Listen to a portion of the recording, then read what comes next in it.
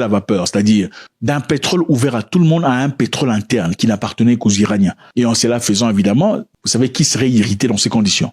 Le Shah quittant le pays est parti dans quelques pays limitrophes au départ. Mais après quelques temps, il s'est retrouvé victime d'un cancer. Et il fallait à l'époque se faire soigner. Pour se faire soigner à l'époque, en 1979, le meilleur endroit pour lui, pour une forte probabilité de survie, c'était les États-Unis d'Amérique. Non, avant de partir aux États-Unis d'Amérique, le président américain qui était son ami a refusé de l'accepter parce qu'il voulait pas créer des discordes entre les États-Unis et l'Iran. Mais avec la pression des Rockefeller, en fin de compte, il a accepté. Le Shah parti aux États-Unis. Mais arrivé aux États-Unis, l'Iran était très mécontent par rapport à ça.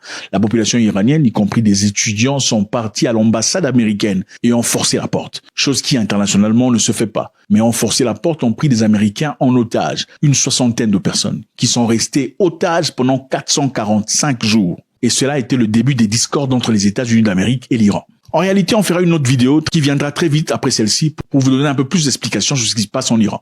Mais est-ce que l'Iran va réellement bombarder Israël si les États-Unis essayent d'intervenir? Est-ce que l'Iran, dans ce deuxième cas, est vraiment en conditions difficiles où ils risquent de perdre leur force pendant que la population marche dans les rues? God bless.